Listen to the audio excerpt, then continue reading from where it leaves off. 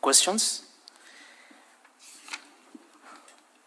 There was a question on TGV water project. Honorable Speaker, to give you a detailed status on that, I would really appreciate, because I know the finer details is required, especially on that kind of a small project of water supply.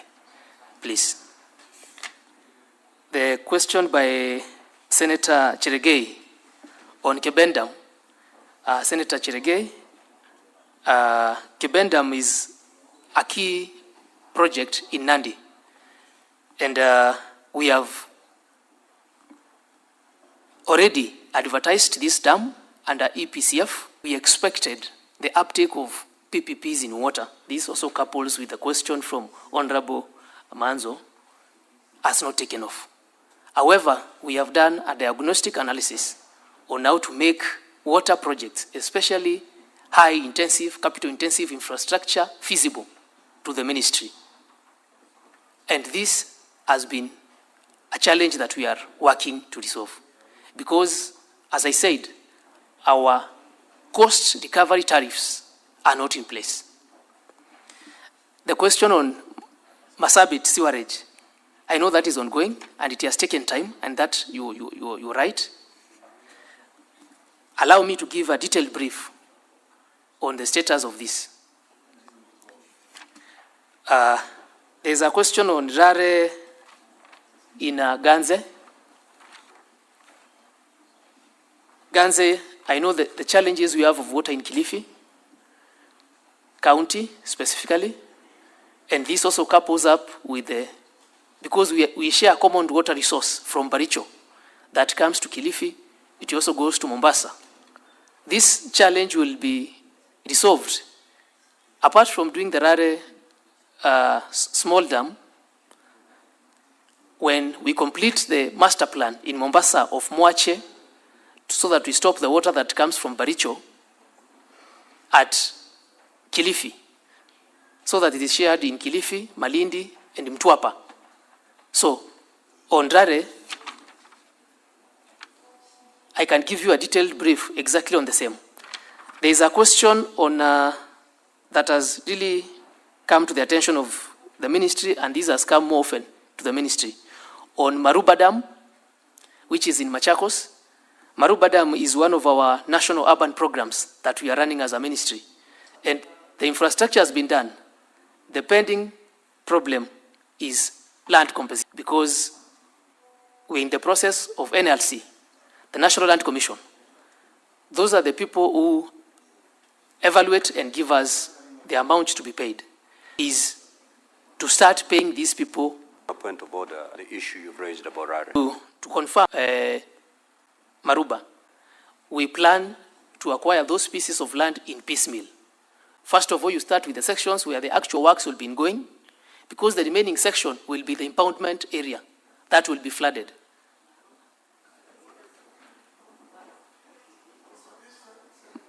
Maruba and Muongoni, I am well aware of Maruba and Muongoni dams. So Maruba is already in existence. I am tying the two together, Senator.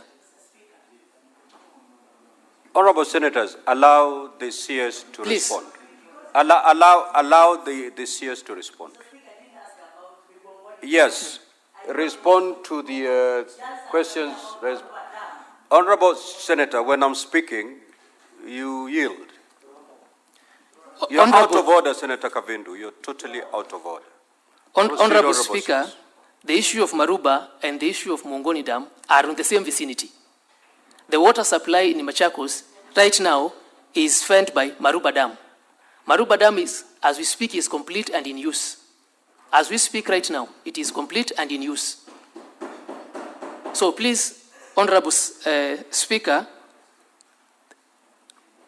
Maruba Dam, as we speak, is complete and in use. The issue of Yatta is another dam under the PPP pipeline that I've already explained to the House. The question by Honorable Kipsang, especially on Singor Dam. Singor Dam is under Singor.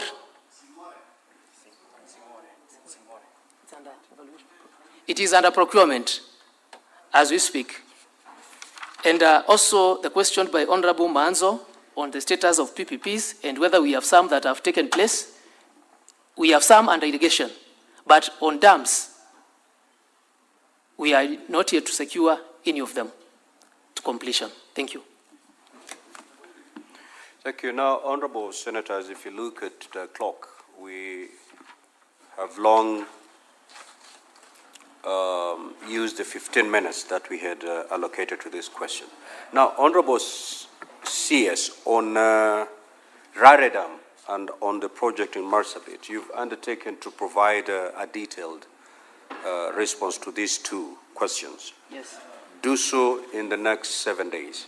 Thank you. And the one that had been asked by the Senator for Tharaka Nithi, those three, file your detailed responses within the next 7 days. Thank you. Honorable CS, we have come to the conclusion of your session. You may leave at your pleasure. Thank you, Speaker. Thank you, members.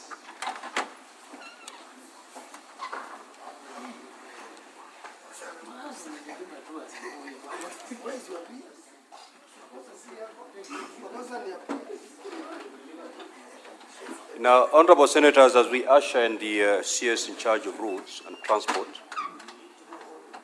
allow me to make this communication.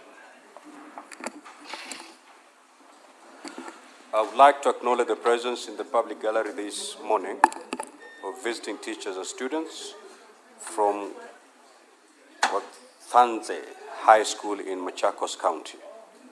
The delegation comprises 1 teacher and 55 students who are in the Senate for a one-day academic exposition. Honorable Senators, in our usual tradition of receiving and welcoming visitors to Parliament, I extend a warm welcome to them, and on behalf of the Senate and on my own behalf, wish them a fruitful visit.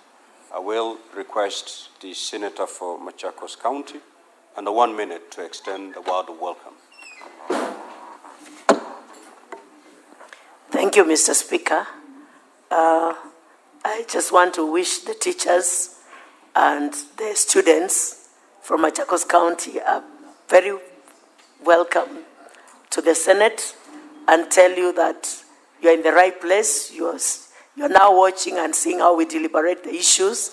And I'm sure when you put your great efforts in your studies, some of you may end up in this as you. Thank you.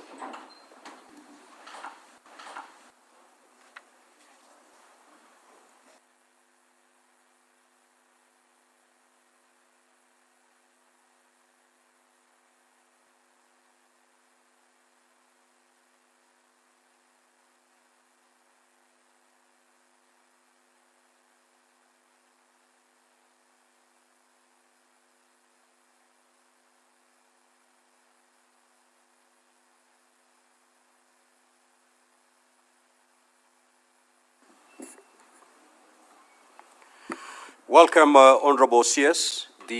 You have 9 questions to respond to this morning, and therefore this is my guidance as far as time management is concerned. We are going to spend not more than 15 minutes per question so that we cover all the 9 questions before 1 p.m. The first question is question number 69. By the Honorable Senator for Murang'a County, Senator John Yutu. You may now proceed to ask the question.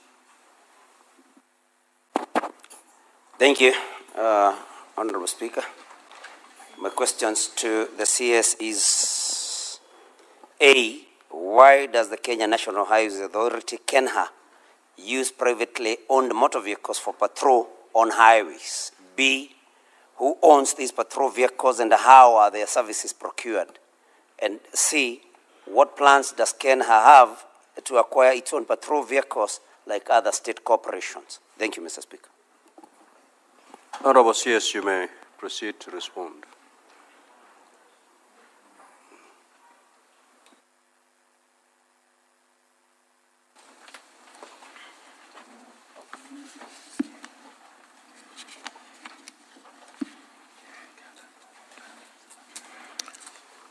Thank you, Honorable Speaker, Honorable Members of Senate. I'm happy to be here this morning to respond to the various questions. And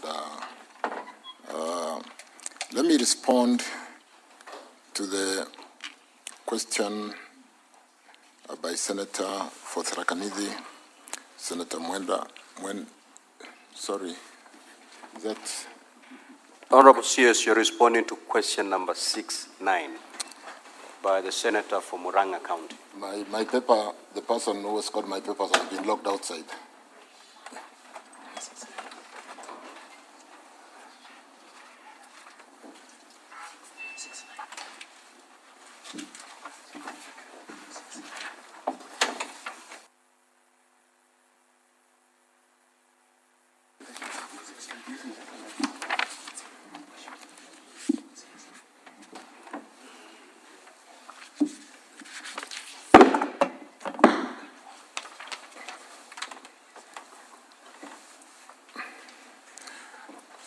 Sorry about that, Honorable Speaker, Honorable Joe Nyotu, member, Senator from Murang'a County. And let me straight away go to the answer to the question on Kenya and the specific question. Why does Kenya National Highways Authority use privately owned vehicles for patrol on highways? Who owns these patrol vehicles? And what plans does Kenya have to acquire its own patrol vehicles like other state corporations? Mr. Speaker, sir, I beg to respond. The Kenya National Highways Authority, Kenya, utilizes privately owned motor vehicles as it outsources road maintenance works through performance-based contracts. Under these contracts, Honorable Speaker, members, particularly on critical roads such as Thika Road and the Nairobi Southern Bypass, the scope includes regular road patrols to monitor compliance with traffic regulations, rapid response to include to incidences and breakdowns, protection of road infrastructure including street lighting and guardrails, immediate assistance on motorists in distress. The arrangements, Honourable Members, Speaker, ensures efficient maintenance while enhancing overall road safety. And on the patrol vehicles that are owned, the patrol vehicles are owned by performance-based contractors who are basically assigned the contracts on the performance-based contracts. In terms of maintenance contractors who are competitively procured in compliance with the Public Procurement and Assets Disposal Act 2015 through the open tender method. Honourable members, on the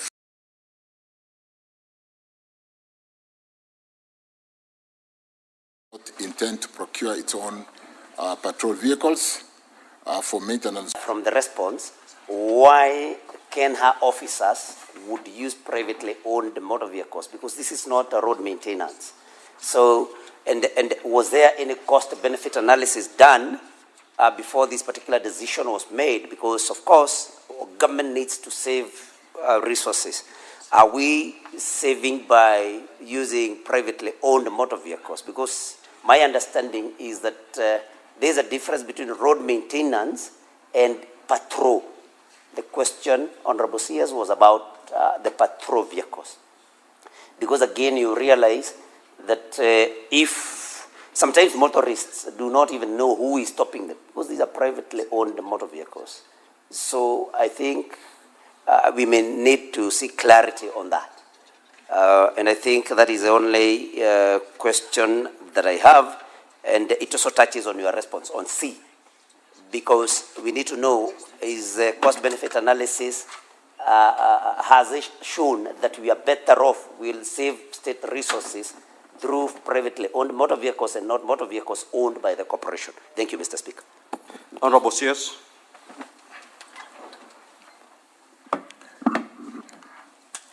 I think to the extent, Honorable Speaker, let me offer some, to the extent of the periodic based contracts maintenance, there is clarity that, yes, we tender for maintenance of a particular road for a period of a year, 2 years, and therefore the contractor who wins to maintain that road through that competitive process therefore works like any other private contractor who is constructing any road out there, and they use their assets to maintain the road.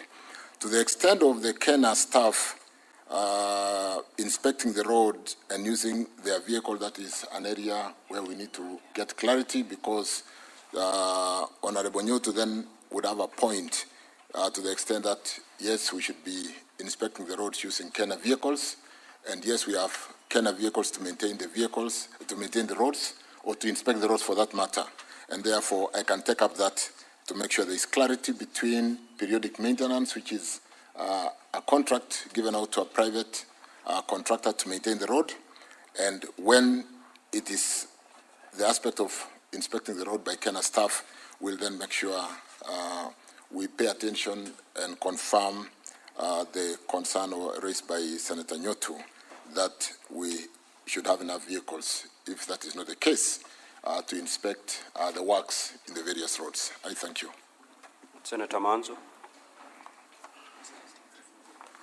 Yes, does indeed not have a security bearing, and Mr. CS, is indeed not better for you to work in conjunction with the police if you have to utilize private hired vehicles, and is it not a collusion between yourselves and the private people so that they can make money out of Kenya? Honorable CS, you may respond. I think we just, what I did indicate, Honorable Speaker, Honorable Members, to the extent of a periodic maintenance contract, is a private contract like any contractor. You don't expect them to use Kenya vehicles. But to the extent of really wanting to be discreet, because they would just be inspecting the works done by the periodic maintenance contractor.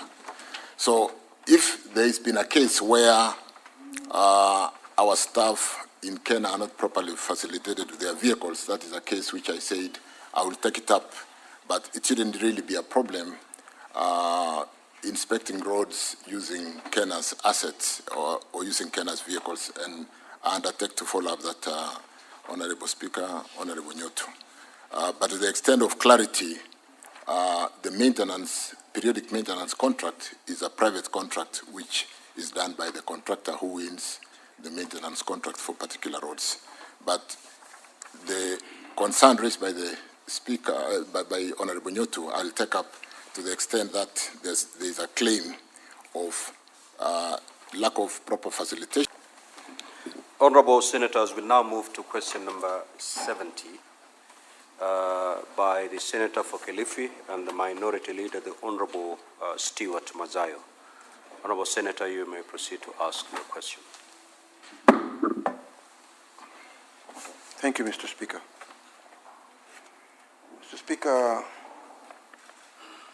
I would like to ask my friend, the Minister for Roads,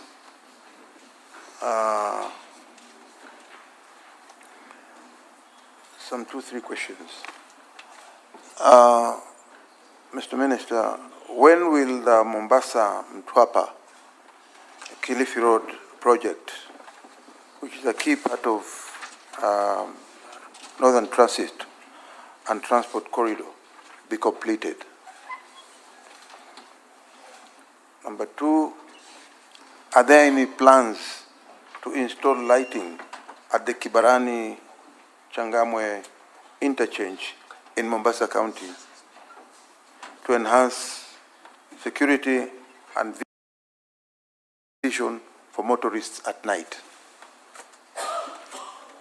Finally, when does the government plan to commence the construction of a second bridge linking Mombasa Island to the North Coast mainland to ease traffic congestion? Honorable CS, you may proceed to respond. Thank you, Honorable Speaker. Thank you, Senator Mazayo.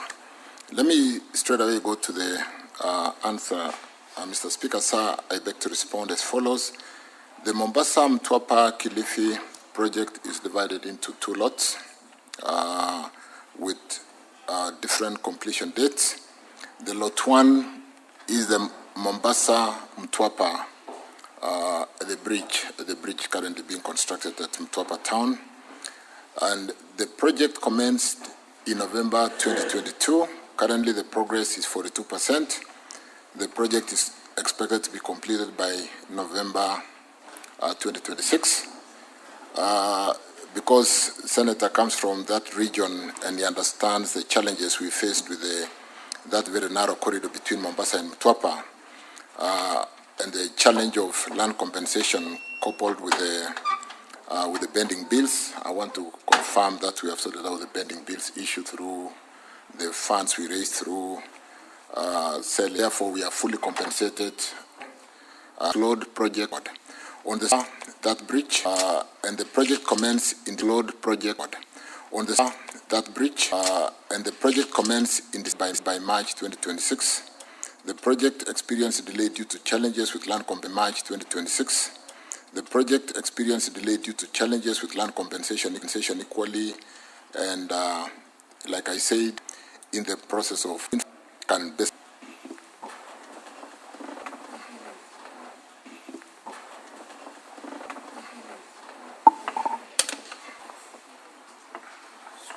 I think I'm okay.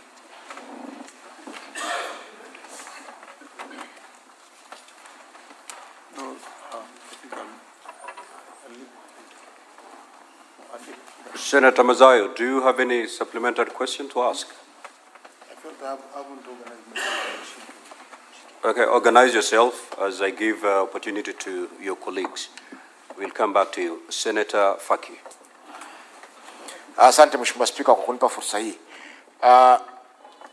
Mheshimiwa Spika, kwa sababu za ujenzi wa barabara ya Mombasa Malindi,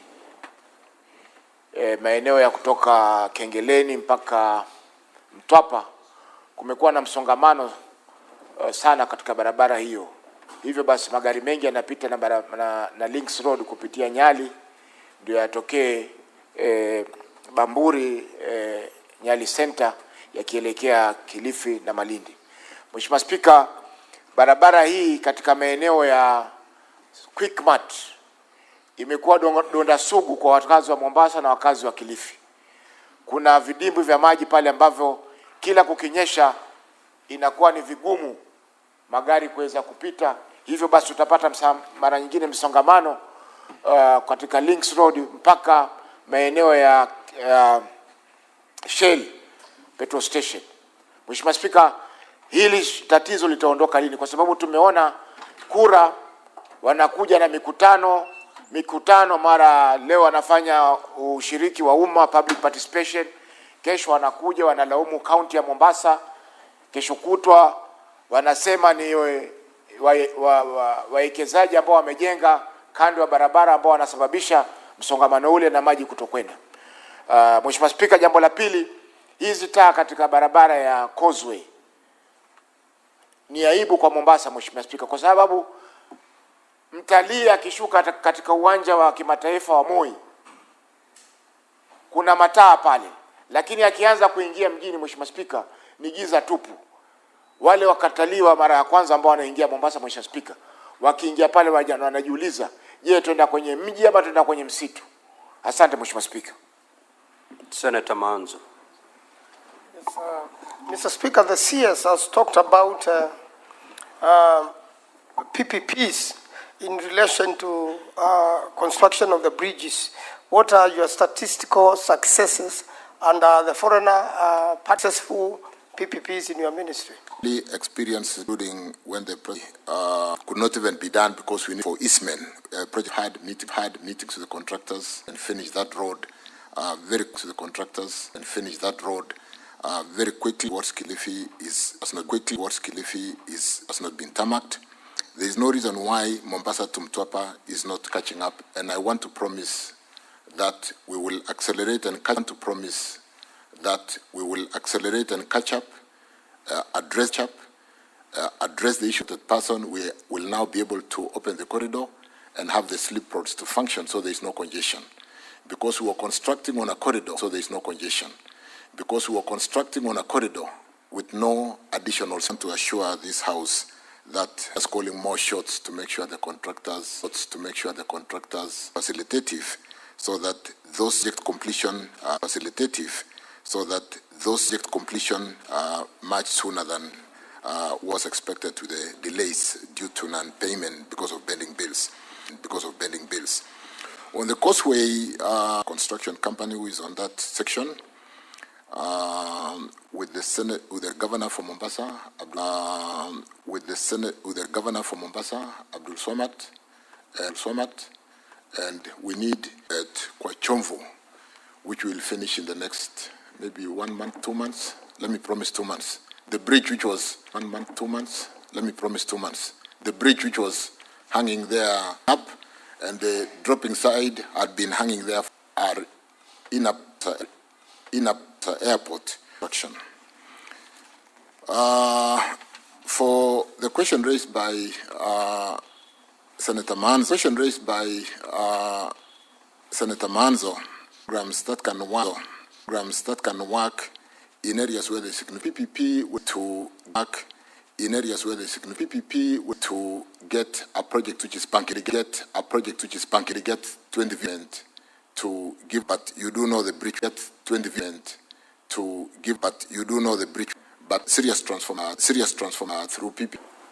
Ziri upita pale Revenue College hivi sasa kuna ile bridge pitiki vizuri, tukiwa na wewe wakati wewe na side gezeti vizuri, tukiwa na wewe wakati wewe na side gezea hizi barabara kando ya barabara ile ambayo inateka pande za Mombasa, imechukua kuongeza kule China. Honorable, the is ongoing. Really accelerated and use. It's a case of temporary roads for the parade. Temporary roads for the parade. We do remove that challenge. Work, and I will work, and I will seek to have to show him the design to compensate for the. But they are slip because some 70 slip rotary, and we are now compensating. My first bottle, something hit her eye, and now she's partly blind. So it's a serious. To Mombasa, when there is no way to the water, we are out of that on the main highway. On this particular one, for development, and I will pick. We now move to. Je, Bwana Waziri, kwa barabara na uchukuzi, unaweza kueleza ni hali ya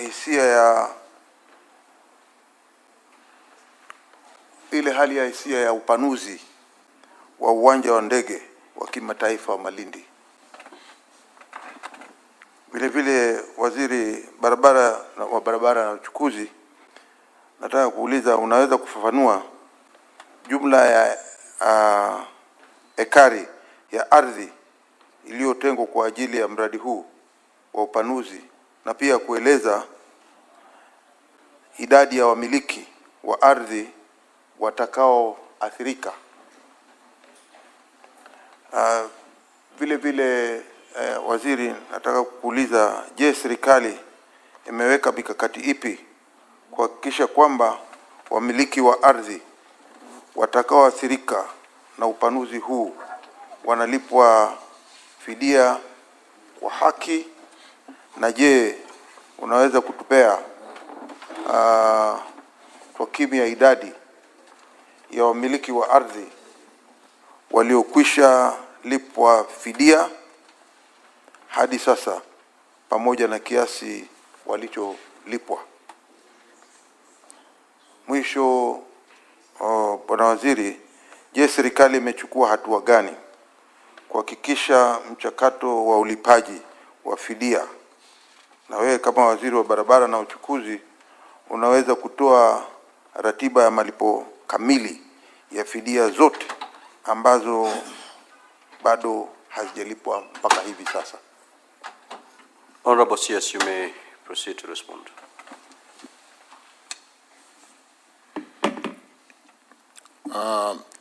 Thank you, Honorable Speaker. Thank you, Senator Madzayo.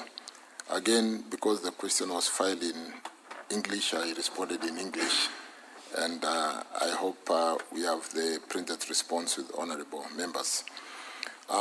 Honorable Speaker, I'm pleased to appraise this House on information sought regarding the status of compensation framework for the planned expansion of Malindi International Airport, communicated through our letter reference Senate 4S/4-Q/2025-051 dated 11 June 2025.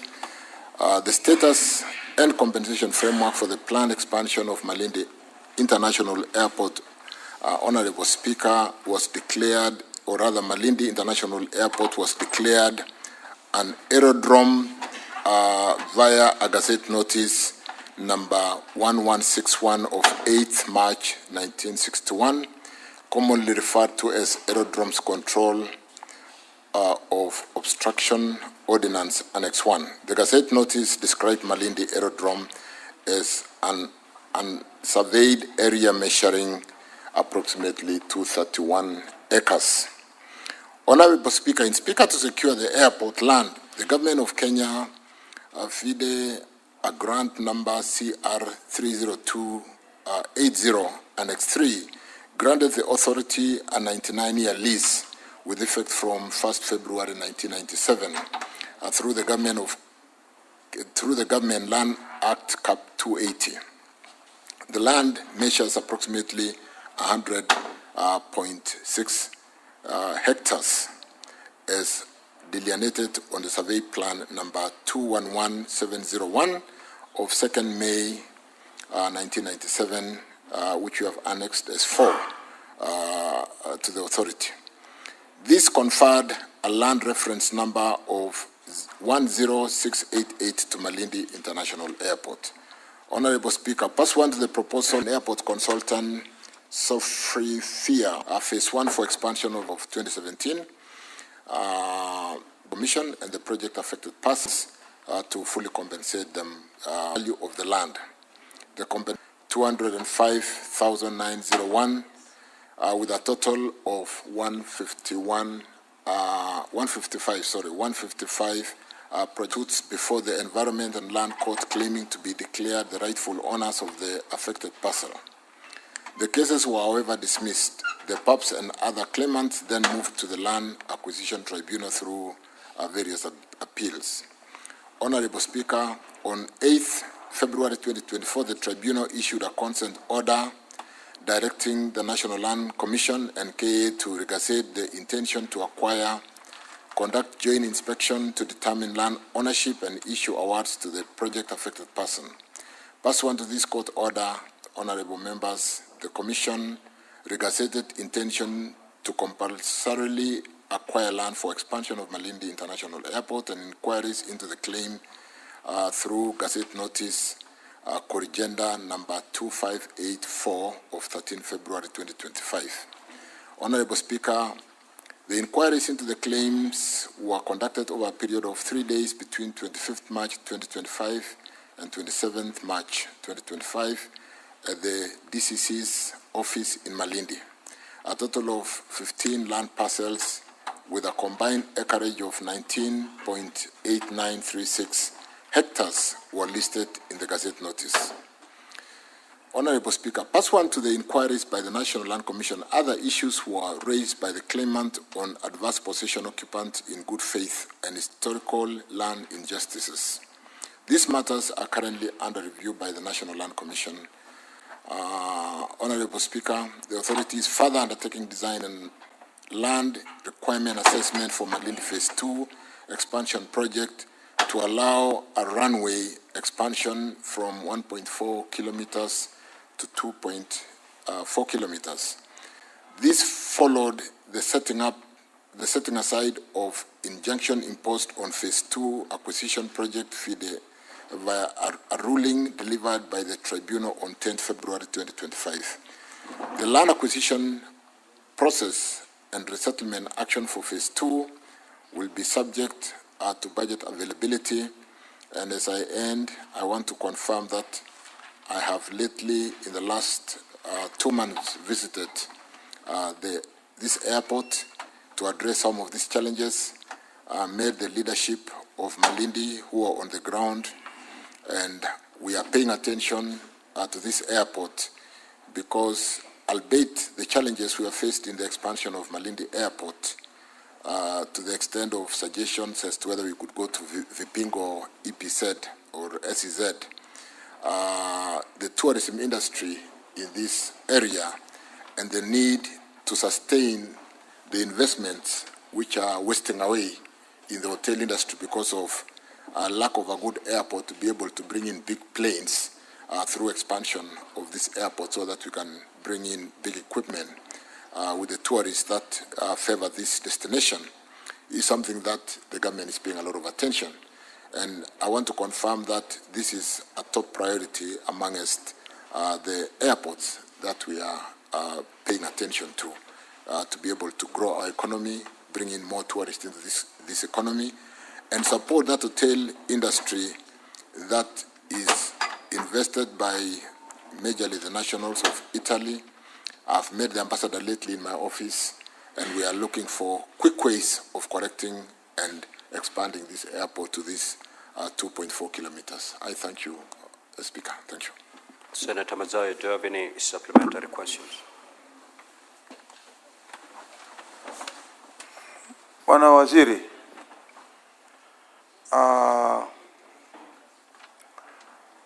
nilikuwa nataka kuuliza kwamba uwanja huu wa ndege wa Malindi ni uwanja wa zamani sana. Hata ulikuwa zamani kabla hata Kisumu Airport haijatengenezwa. Lakini kitu cha kushangaza ni kwamba mpaka hivi sasa ukisikia inaitwa Malindi International Airport, hata wewe mwenyewe unajua, ukija kule kama kwa holiday ama weekend, unapata ya kwamba kiwanja kile hakiko katika status ya Malindi International. Na haya yote yameletwa na kwamba wizara yako imesusia ama imekataa ama haifanyi juhudi zozote kuona ya kwamba wale wawekezaji, kuna wawekezaji kama kina Flavio Biatore ambao walikuwa wako tayari kupanua hicho kiwanja katika mipango ama mikadirio ya wewe ya wizara yako na wale walioko tayari kutoka Italy kupanua kile kiwanja. Nataka kujua ni kwa sababu gani wizara yako kufikia hivi sasa imeweza kukataa hawa wawekezaji kupanua hichi kiwanja. Na vile vile nataka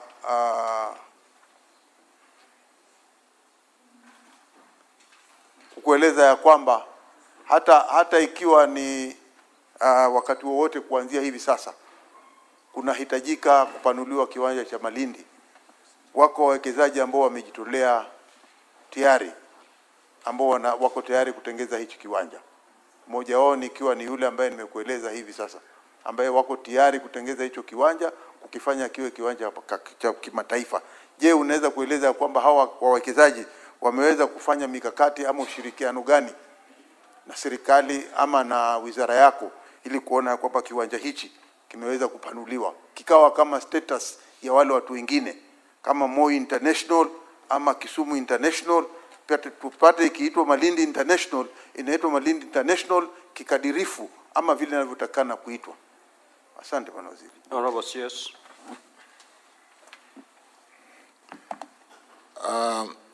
I think I had, in my supplementary answer, touched on the supplementary question being asked by Honorable Matsayo, and I confirm and agree that what Mheshimiwa Matsayo, Senator Matsayo has raised is true.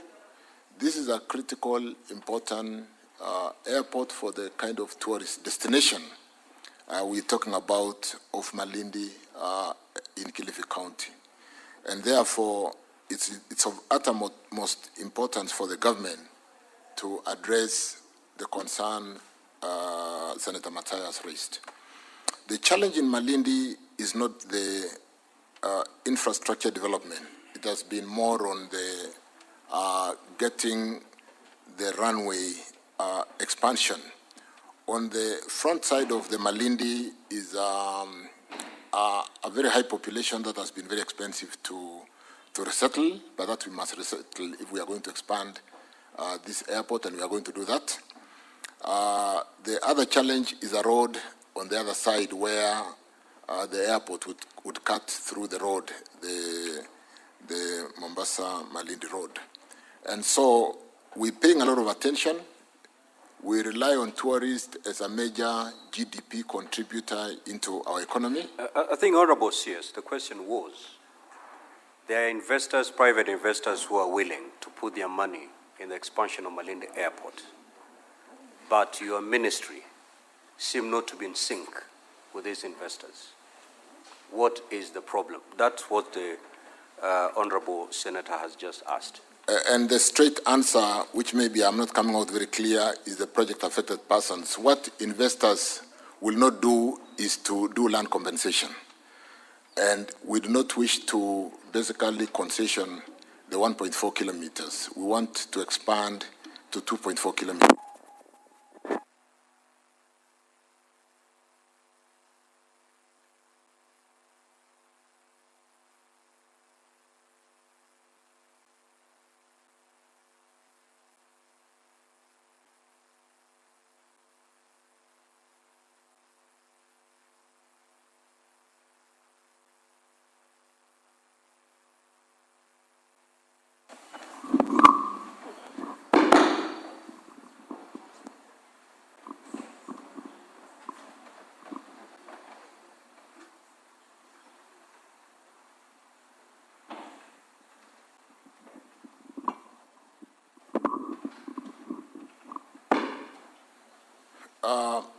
Thank you, and sorry about that.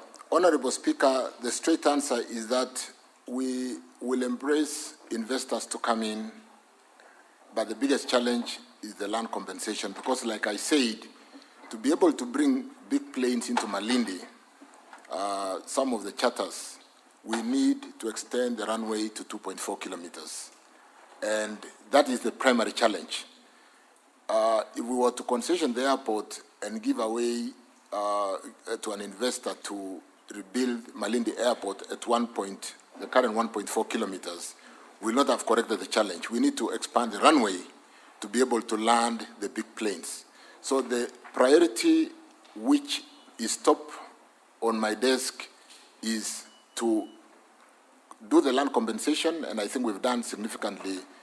We are doing significantly well. Like I said, I just visited that airport not very long ago, I think in the last 3 months, and I met the leadership on the ground, and the aim of the visit was to address the question of expansion of the runway, so that putting up a modern building is not a big challenge. Recarpeting that second runway, which is in state of disrepair, is not a big challenge. But we need to get it to 2.4 kilometers. And therefore, the big challenge to bring investors is more of the land acquisition and paying the project-affected persons so that we can expand and bring the big planes, which today would land in Mombasa and transport the tourists by road. So allow me, honorable members, to basically refocus the land compensation, the acquisition, and therefore the expansion of the runway. I thank you. We shall now move to question number 3. We have spent 22 minutes on this question, and we had allocated only 15 minutes. We have 6 more questions to go. Proceed, Senator Sifuna.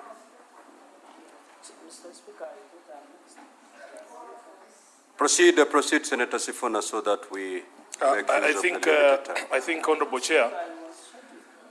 Let's proceed. Proceed, Senator Sifuna. Proceed. Thank you, Honorable Chair. Senator Fernande, please take your seat. You're scheduled. I'll call you. Thank you, Honorable Speaker. I think members have forgotten that there was an advisory that priority will be given to the senators who asked questions, and then we'll hand over the CS. Actually, there are 4, and these questions originated from a meeting with the Karen Langata Residents Association. Honorable Speaker, can the CS tell this House what is the current progress of works on the Riruta-Ngong railway line project, whose construction was commissioned in 2023? Secondly, could the Cabinet Secretary provide comprehensive details on the rationale for initiating the project, including the source of funding, the design framework, feasibility studies conducted, environmental impact assessment, and the economic justification supporting its implementation? Thirdly, could the Cabinet Secretary provide a financial and cost-benefit comparison between the proposed Riruta-Ngong railway line and the alternative option of dualling the Bomas-Rongai to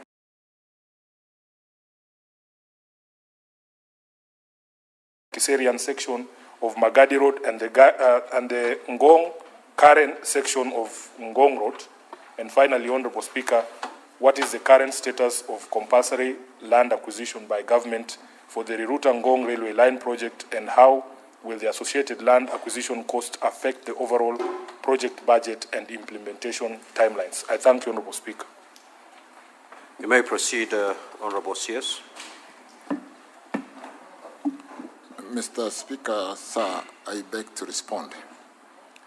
The transport sector is recognized as a key pillar and a critical enabler in achieving Vision 2030 long-term development strategy and the bottom-up economic transformation agenda. Development of efficient transport system, honorable members, in rural and urban areas is therefore key factor in supporting the country's development strategies. I wish to indicate that for this particular project, the source of funding for the project is purely the government of Kenya. The government, through the Kenya Railways Corporation, conducted a feasibility study that resulted in the development of Nairobi Commuter Master Plan 2019. The master plan identified key commuter line corridors for development and modernization within Nairobi metropolitan area. The key identified corridors forming the core network are Kikuyu-Limuru, which is currently existing under the meter gauge railway, Riruta-Thika, which also exists today with a meter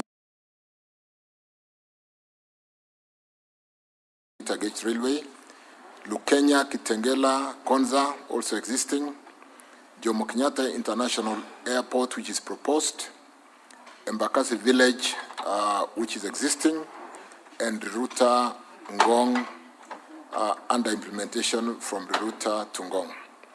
Riruta-Ngong commuter line, which will be linked to the revitalized Nairobi railway station, is also one of the commuter lines identified as critical transport infrastructure under the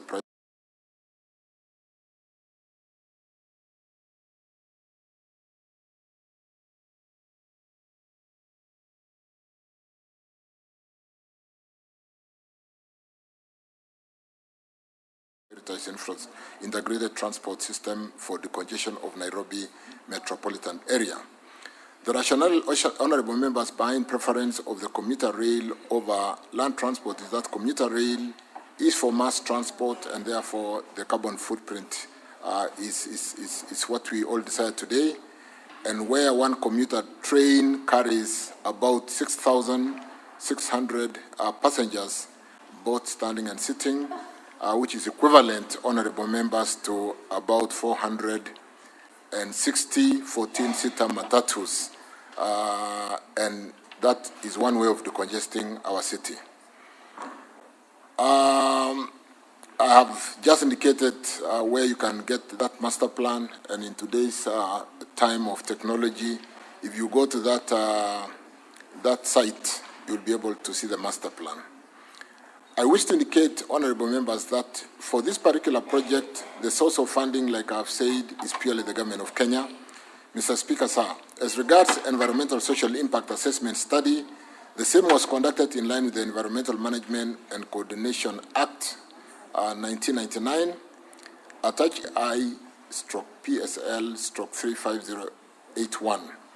I also wish to add that the project is being implemented under the engineering procurement construction basis with an independent consultancy for design review and construction supervision.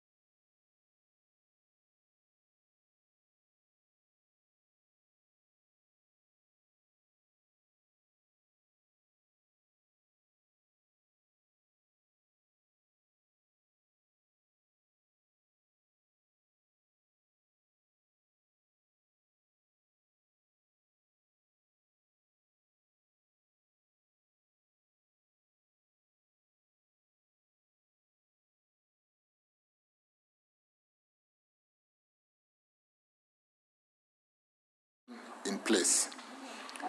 On the second question, Honorable Speaker, members, in order to enhance the economy of the country, mobility of the citizenry is a key or is key, and the transport sector acts as a key enabler for economic growth. The land is a finite resource, therefore the aim of the ministry is to ensure both railway and road transport modes complement one another instead of competing or compete with one another. Given the finite nature of the land, the ministry aims to promote use of mass rapid transport, normally MRT in Nairobi metropolitan area. The two modes being pursued are commuter rail transport and the BRT transport. And I can talk more about that because we just came back from the UK where we are looking at the UK fund to do the Nairobi Railway City, and we are specifically focusing on these corridors to be able to move people quickly out of the city and into the city and be able to decongest. Construction cost is Kenya shillings 8.1 billion. For construction cost, we have about 8.2 billion, 8.26 billion. Land acquisition will cost us 2.8 billion. We are acquiring land in very expensive areas through that current corridor. Land acquisition cost, including protection, relocation, and existing utilities, as I've indicated there, will be significantly expensive. On the next question on what is the status of the compulsory land acquisition, Honorable Speaker, Chair, the total length of the Ruta Ngong commuter line is approximately 13 kilometers. The ownership of the section traversed by the proposed railway line, we have given a schedule attached, and the length of the ship of the land and so on and so forth, I've captured there 2.4 kilometers with Kenya Railways as available corridor. We don't have to, we already have that. 0.55 kilometers is with Kenya Forestry Service, and we need to acquire wayleaf. 0.3 kilometers is with the Kenya National Highway overpass across the Southern Bypass. 4.55 kilometers is with Kenya Urban Roads that we need to be able to share jointly. 1 kilometer is with Kenya Broadcasting Station, and which we need to acquire. 0.9 kilometers is with the National Academy, National Police Academy, and which we need to then acquire. Fortunately, that is intergovernment. 2.1 is with the Vet Farm Department, and 1.35 kilometers is private acquisition or land acquisition process, which is ongoing by the National Land Commission. And that some gazettement has been done, Gazette number 7418, the Kenya Gazette volume CXX V11 number 119 dated 5th June 2025 for inquiry. You can see Honorable Sifuna, that is fairly current, and some work is being done. Let me just hasten to add that with the Nairobi Railway City having been pronounced by the leadership as a priority project to be able to recalibrate and give new life to that piece, new railway terminus in and out of the city. We will build a public realm for the people arriving at a capacity of 30,000 persons per hour. And to a very good extent, therefore, if we did the Nairobi Railway City alone without doing all the lines that I've talked about into Kikuyu, Ruiru Thika, Lukenya, Jomo Kenyatta, and Bakasi Village, to be able to bring in people in and out quickly, it will not be. So we do not wish to do a stranded investment in upgrading the Nairobi Railway City without doing the supporting BRT and the commuter rail. And therefore, we are taking all this as a package. And therefore, the project that we are talking about through the router, which already has a contractor on the ground, I think CRBC, is one project which is already taken off. And we are going to pay attention to make sure that we decongest the city, we move people out of the city for residents out there, and be able to expand the economy, as it were, by moving people in. Senator Sifuna, do you have a supplementary question? You want to ask both of them now? Yes, in fact, Honorable Speaker, I do have. Yes. The Cabinet Secretary has given me a 2019 report, but I was meant to believe that there was another Gongri router line as city. Honorable Speaker, I have a few issues. You know, I have publicly said that this is one of the few CSs, if not the only CS that I have respect for, because he takes his work seriously. But I can see here in his response, he has made an allegation here that one commuter train is supposed to carry 6,600 passengers, and that is an advantage over road construction. Honorable Speaker, in this same report of his, at paragraph 39, your report, Honorable CS, talks of 1,200 passengers per train. I don't know where you got your number of 6,600 passengers. And wouldn't you agree with me, Honorable Speaker, that it is not just about passengers? So the CS is telling us that 6,600 passengers is equivalent to 460 14-seater matatus. But you and me know, 14-seater matatus, 460 of them, employing 2 people each. There are other benefits of having these matatus on the road. It is not just about, the numbers that you're able to transport in one vehicle. But let's go to the answer on the comparison of the cost construction of the road vis-a-vis the rail. Honorable Speaker, there's a schedule that he has given here. So apparently the government prefers spending a total of 9.5 billion Kenya shillings to do 13 kilometers of railway from Ngong to Riruta, as opposed to dualing Bomas to Kiserian, which is a total distance of almost 24 kilometers at a cost of 10.9 billion. Waziri, explain to me as if I was a child. Honestly, if you wanted to decongest Nairobi, you want to open up the city, reduce the pressure on land. We know we have more land in Kiserian than we have here in Nairobi. What is the rationale of spending 9.5 billion to do 13 kilometers of railway, and yet you could use 10.9 to do 24 kilometers of road, dual carriageway from Bomas to Kiserian? So if you can answer those two questions, Honorable Speaker, and also touch on accusations, allegations that some powerful people along that route for that railway have somehow secured concessions from your ministry to divert the original plan to avoid their property. I thank you. Let me first of all thank, and I'm going to, a commuter rail, you can opt in, and therefore you can start from as low as 1,200 and go to as high as, depending on the capacity.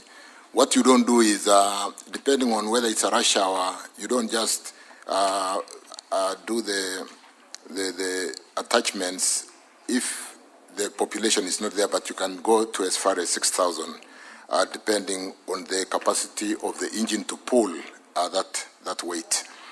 The point really, and let me straight say, we will build Bomas Keserian because that's a new settlement. We'll do all that road as a priority. But we can get to the details on the, Keserian is really where the people who work in this city live. It's a new settlement. It's an open area. And if we are going to decongest the city in terms of new developments, we see serious development in that area. And we'll be impervious as leaders not to set priority dueling to that very congested narrow road to Keserian.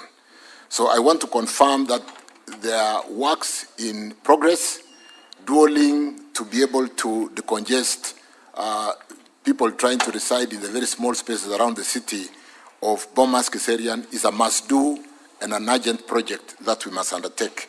And because it's a supplementary, I don't have the details, but I can tell you this is a priority road for dueling.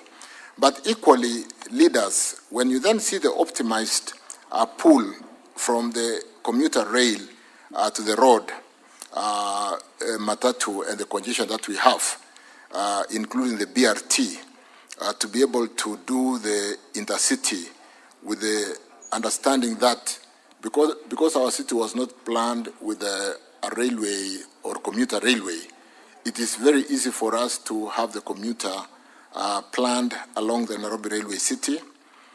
It is very easy to basically go out of the city through Nairobi commuter metropolitan system, which brings in a number of counties in Nairobi who basically where our population reside, in Ngong, in Keserian, in Kikuyu, Kiambu, all the way down to Murang'a. And then these governors do sit in the Nairobi Metropolitan Transport Authority decision-making process. And therefore, let me just confirm, honorable members, Honorable Sifuna, that Bomas Keserian is a must-do, and I can come with specific timelines because it's a critical corridor to decongest the city. Equally, even as we thought maybe this line is at least priority, in the latest developments, we really must build a number of lines going eastward, northerly, southwest, and so on and so forth, to basically bring people in and out of the city, either through BRT, through the Nairobi commuter rail system, and facilitate, really remove the congestion that currently is choking the city. So whereas it might be expensive to develop the commuter rail, if you see the capacity we are able to pull, depending on the number of attachment of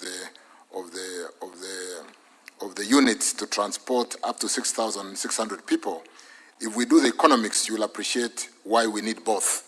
The buses will stop every so often. The train stations will be further apart, and so on and so forth. So, honorable members, because of the passion of Sifuna to understand what we are doing in Nairobi, and because of the recent development, including the visit to the UK to see the King's Cross development of what the city can look like when you develop a dilapidated facility like the railway housing system, the railway land, which sits on about 438 acres I would like to spend time with Sifuna so that as a senator of Nairobi, he can appreciate what we are doing to basically decongest the city, give a new life through development of those 438 acres sitting under the Nairobi, the Kenya Railway, and be able to move people in and out of the city very quickly. And we are doing this as a package. We do not just want to do the railway city. We want to do the BRT lines, including the line that starts from Kenol and which has been stranded for a while, coming through Ruiru all the way to the Nairobi Railway station, and the line going to Kikuyu, the line going to Ruruta. There are life plans, including my planned visit to the UK next week. I thank you. Thank you, Honourable CS. I think we have exhausted the time that was allocated by Speaker.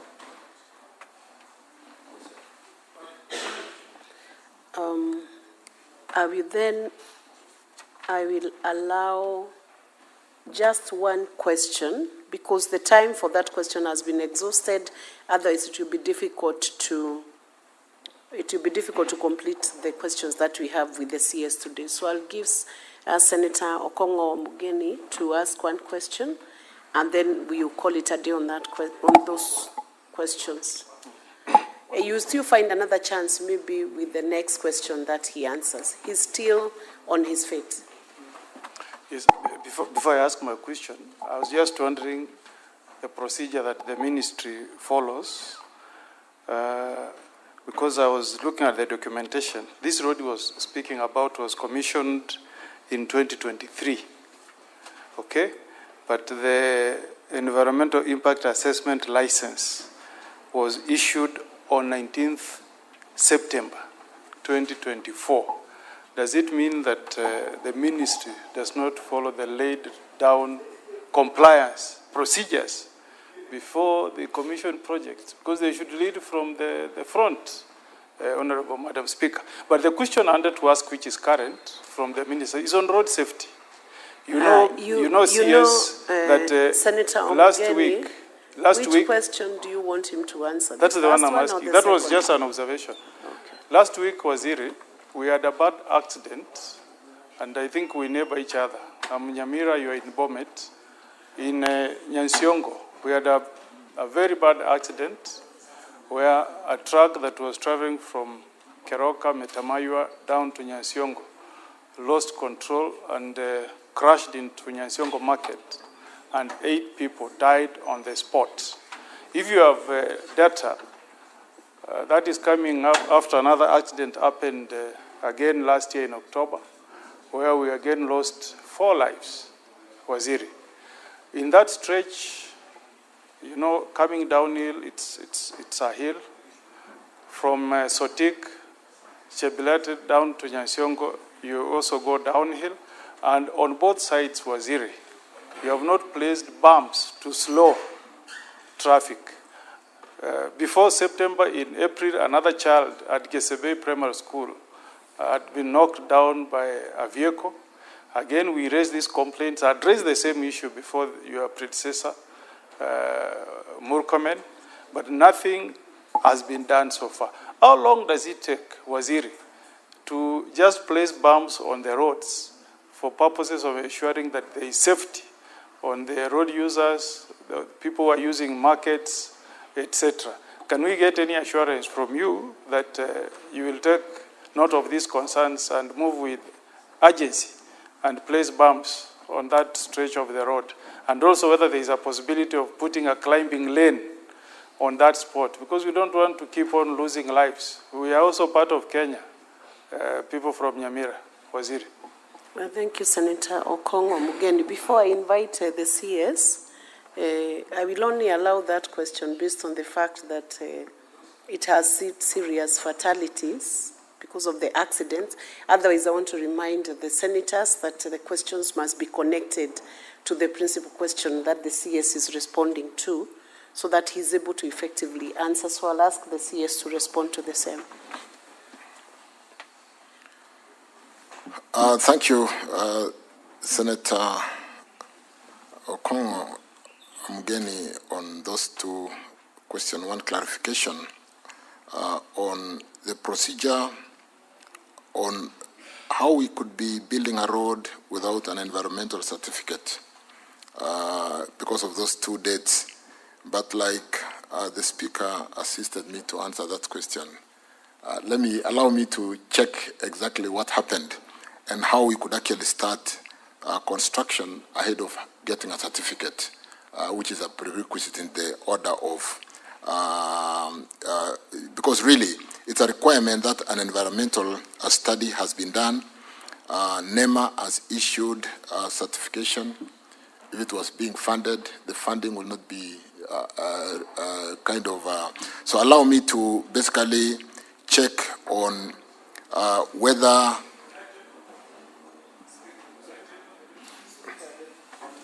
Senator Okongo, you're out of order. Let him respond and I'll give a direction. You cannot introduce a question above another senator's question. That would be out of order. Thank you, Speaker. In fact, the reason why I'm asking, let me check and confirm. I'm not saying that did not happen. But you do know, sometimes when you apply for a license, you are given a provisional license to start works and do subsequent environmental certification. So I really need to bring the sequencing of the initial approval and whether this was a secondary basically requirement to submit the environmental reports and therefore get subsequent certification for compliance.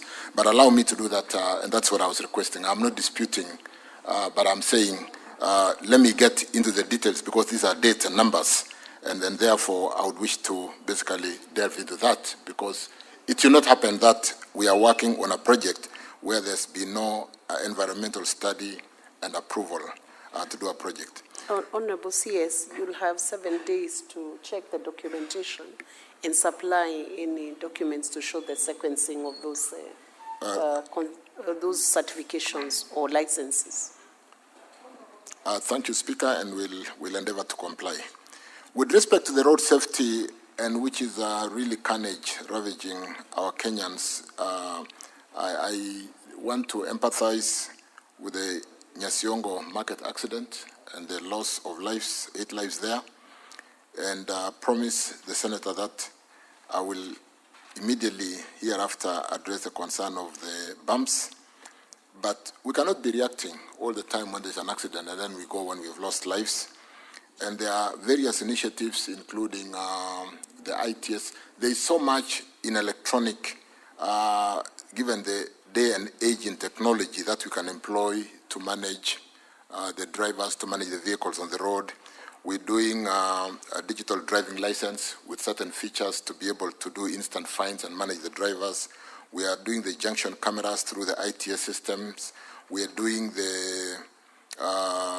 there's so much that we can do to be able to address that. But for this particular case for Nyasiongo, let me address that. And for most of the black spots, yes, we need climbing lanes so that sometimes with speed and the narrow sections on some of those black spots, the vehicle, when they kind of don't stay on the road because of the weight and so on and so forth, and because of the narrow nature of the road, the vehicle goes out of the road and sometimes it gets into a market or gets into where people are trading, causing untold suffering and deaths.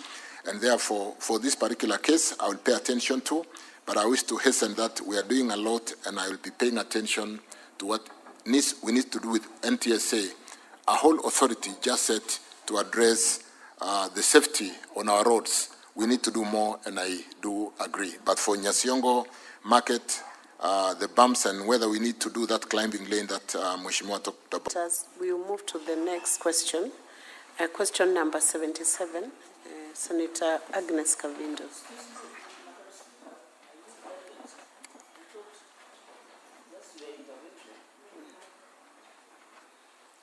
What guidance do you need, Senator? And Senator Chiralike, when you need guidance, you first wait for the Speaker to give you permission to address the Chair. You cannot take over from Agnes before you are allowed by the Speaker. Senator Agnes, resume your seat. Let me hear the guidance Senator Chiralike needs. Please give him the mic. Madam Speaker, I understood when Senator Sifuna was given indulgence to go ahead of me, in the sequencing of the order paper, unless order paper does not guide the House, because in the sequencing of the order paper, I was immediately after Senator Stewart Manzayo. The Speaker requested the indulgence of Senator Sifuna. Then it should have come back to me, because as per the sequencing of the order paper, I thought we are following order paper, Madam Speaker. Okay, let me... Can I be allowed, because I have other engagements, Madam Resume Speaker? your seat. I respond to that. Senator Agnes Kavindu has approached the Speaker. She's indisposed. She needs to seek medical treatment, so I've used the discretion of the Speaker to let her question be answered, and then your question will be next. We'll go back to sequencing. Resume your seat. Senator Cherarike, I have given the direction. Resume your seat. Resume your seat. No. I've already exercised the discretion and given you explanation on that discretion. I have told you I reordered.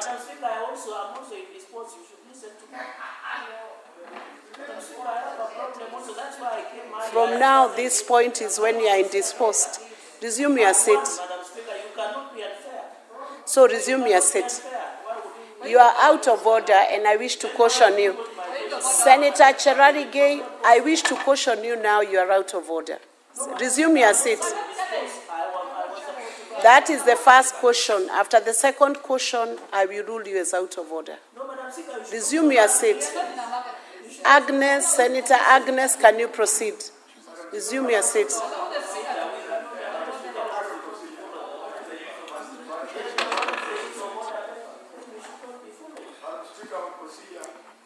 Thank you. Senator Halwale, allow Senator Agnes to proceed. I will listen to point of procedure after Senator Agnes has.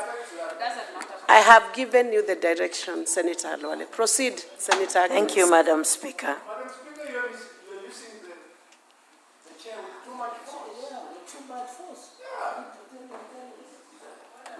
The CS I want to ask the CS my question. A, what are the reasons for the delay in completion of the Kakuku-Ekalakala-Matu Road in Machakos County? And what is the current status and projected timelines for its completion? B, are there any plans for the construction of a bridge to connect Thika River Ekalakala Isukoni ya Kadhini in Masinga Sub-County, Machakos County? C, when does the government plan to commence the reconstruction of Miu Yanganga Bridge in Masinga Sub-County, Machakos County, which was swept away by floods in 2019? And what are the projected timelines for its completion? D, what are the budgetary allocation for these projects in the 2024-2025 financial year? Thank you. Honorable CS, you may proceed to respond to that question.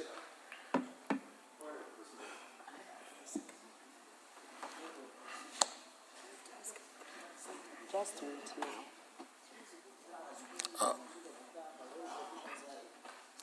Thank you, Honorable Speaker. Let me straight go to the first question. The main reason, Speaker, honorable members, for the delay of upgrading to pitment standard and performance-based periodic maintenance of Matu, Ikalakala, Kankuku, and Junction A3, Kathulani, Junction 439 Road is as a result of financial difficulties facing the main contractor. The project was contracted to Kito Civil Engineering Company Limited in 2017, and has faced significant challenges in completion. Having exhausted all administrative controls, the ministry commenced the process of terminating the contractor in October 2019 through KERA to allow for the tendering of the works. The contractor, however, contested the termination in court, following which the matter was referred for arbitration. The contractor then requested to subcontract the works as an alternative to avert a lengthy litigation process that would further delay progress, and the request was granted in the interest of the greater public good. Subsequently, honorable members, Mheshimiwa Agnes, the contractor, has over time entered into several subcontracting agreements to facilitate the completion of works, the latest being the 20th February 2023, when Lido Supplies and General Traders Limited was brought on board.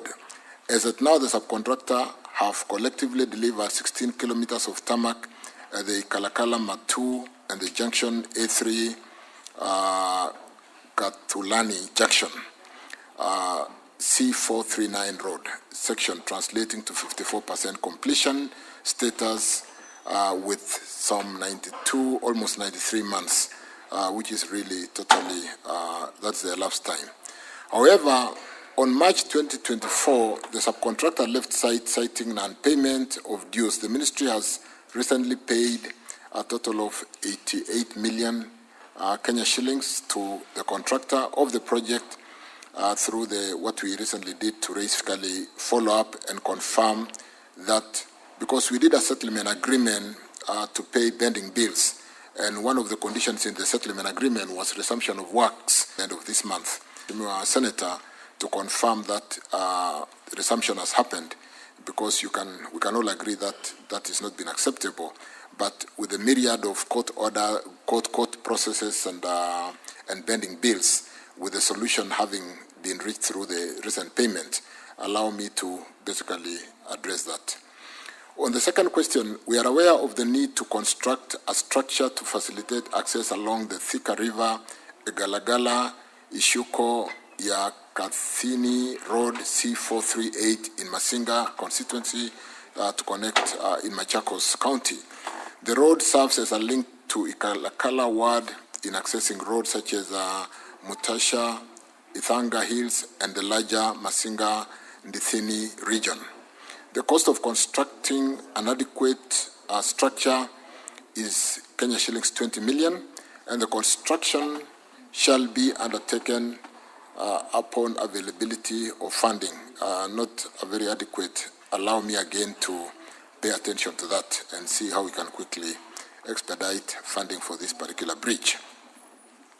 On the third question, I wish to state that the reference Niu Yanganga Bridge in Masinga Sub-County has been designed for construction as a twin cell box culvert.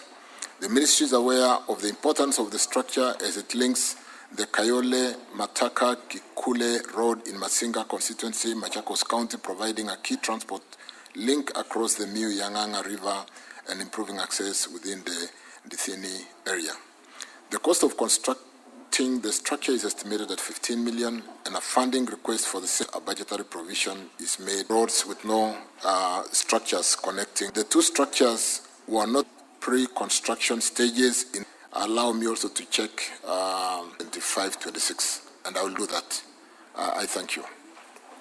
Do you have a supplementary question to that? Senator Kavinda. Yes, Madam Speaker, thank you. Sorry, my voice. Bwana CS, you know, like that Kadhini, in 2016, we lost 5 people. They were drowned. And to date, they've not been compensated. And those people, when they want to go to Masinga, which is their local town, they go through 3 counties. They go through Muranga, they go through Kiambu, come back to Machakos, going to Thika, if they want to go by road. And the way they cross there by just simple boats that they construct. Bwana CS, I really expect you to do something about these people of Machakos County so that they can cross those rivers in a dignified manner.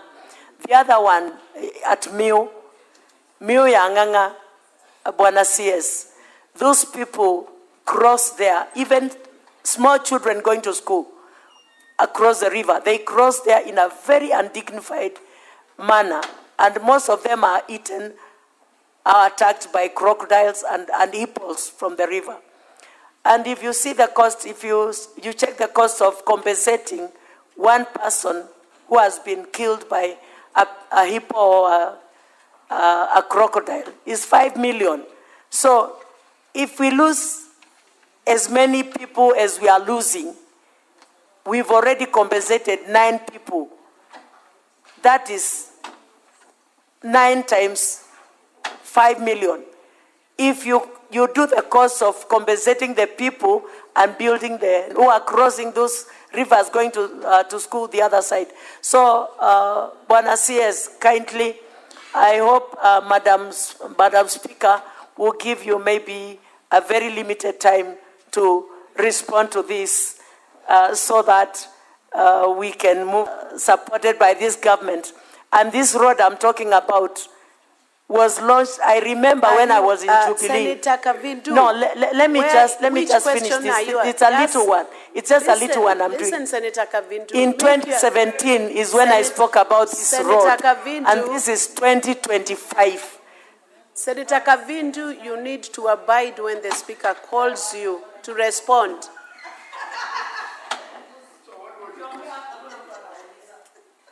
Senator Kavindu, you are getting out of order. Resume your seat. Honorable CS, proceed. Honorable Speaker, in the interest of time, I think Senator Kavindu was just stressing the importance of getting these 2 crossings to be built, and I undertook that I will really pursue the 2 bridges. In fact, we have some funding to address bridges in Kenya because we all have challenges with crossing across many rivers across the whole country. So, Senator Agnes Kavindu, I undertook, I will address the 2. I thank you. Next question.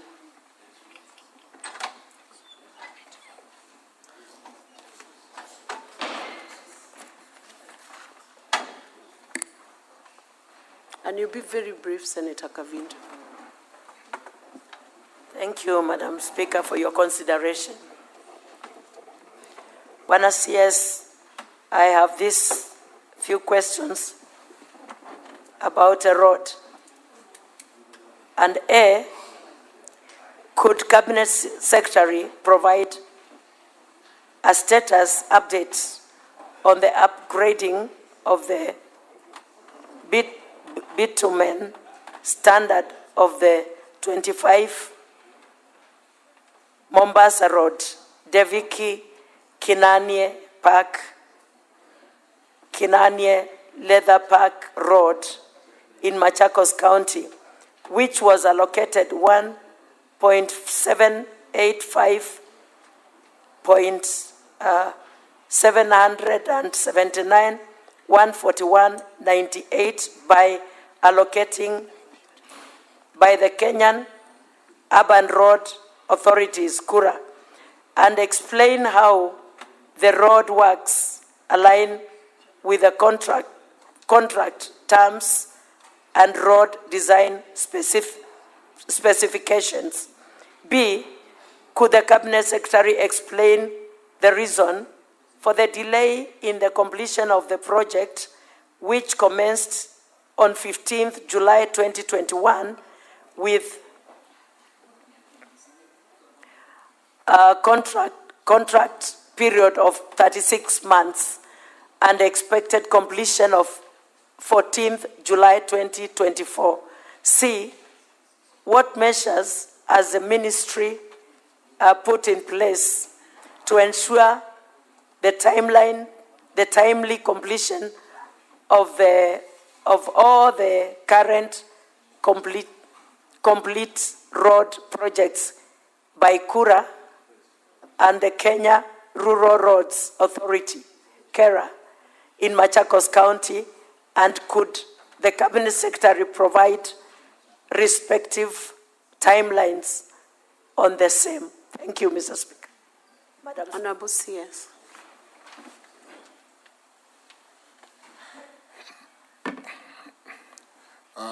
Thank you, Speaker. Thank you, honorable members. Allow me to rush through this question very quickly, because I did visit this road in the last 3-4 weeks. Defki Kanani Park, or to Kanani Leather Park, which is a big special economic zone out there in Machakos County, and which has a contractor called China Aerospace on the contract amount of 1.785.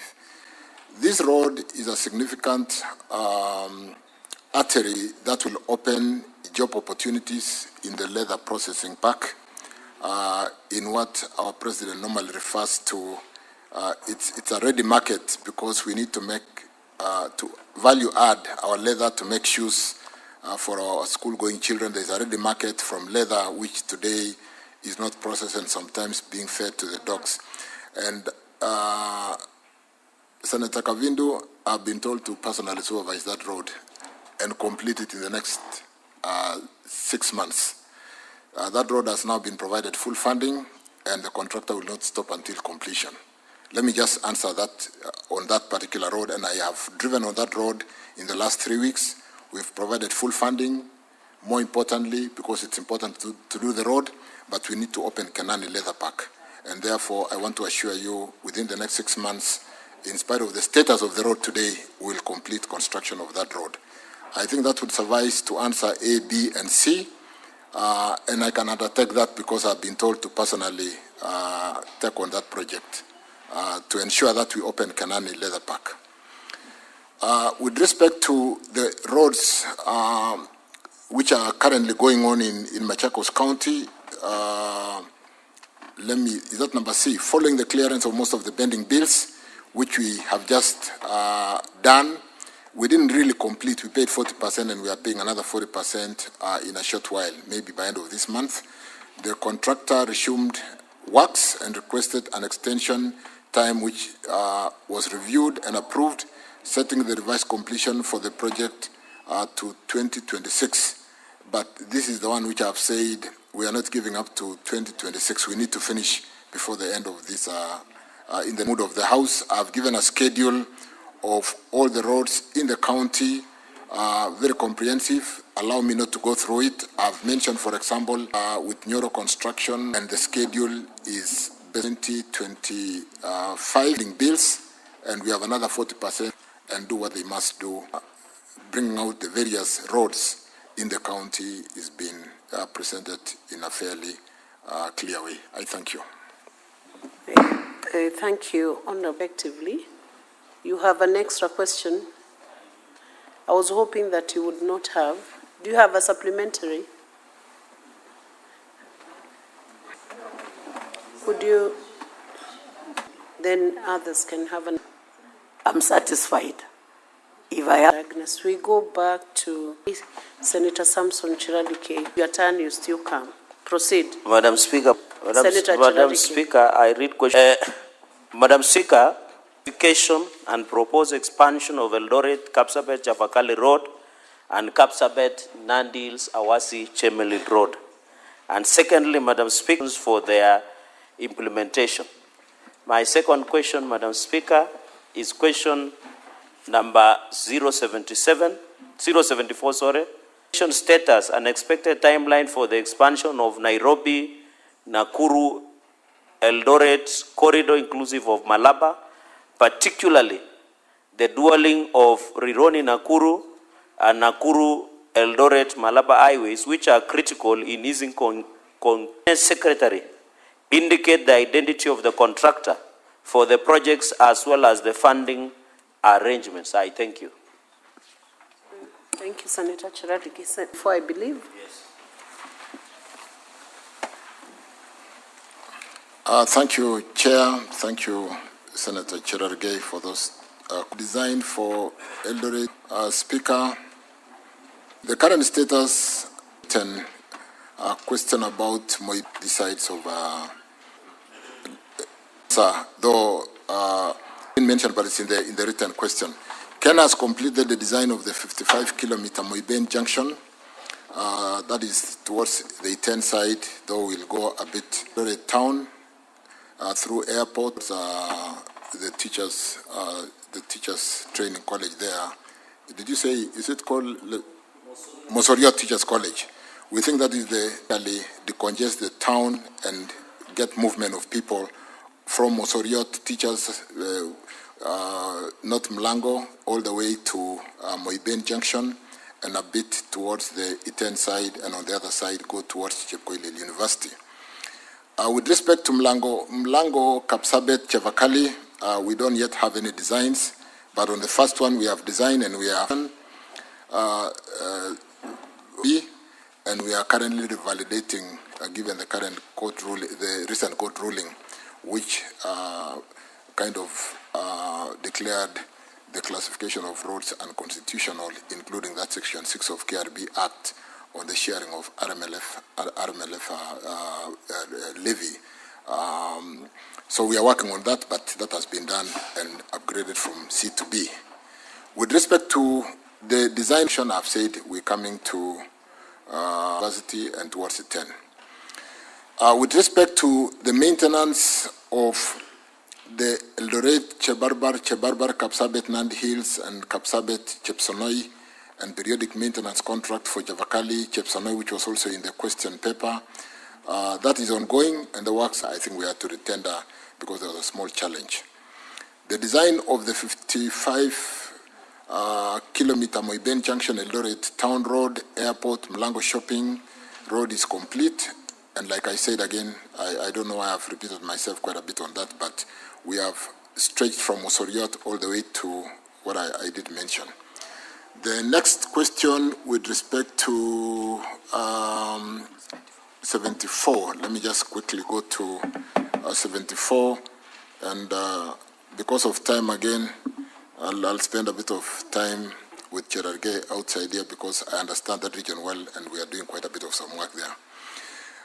Could the Cabinet Secretary provide implementation status and timelines for the expansion of Nakuru? Just to remind ourselves, Nairobi, Nakuru, that is Rironi. Rironi is where the current dualling ends and goes all the way to Nakuru, to Eldoret, and all the way to Malaba. We've done, let me just go in a structured way. The Ministry of Roads and Transport, through the designated contracting and implementing authority, Kenya, is preparing to launch a new procurement. I think this answer was written a while ago. Proponents, and they are currently going through development phase, and we expect, all going well, to break ground before the end of August for Rironi, Nakuru, Mau Summit. And we will do south. So we'll do A8, which is Rironi, Naivasha, Nakuru, all the way to Mau Summit.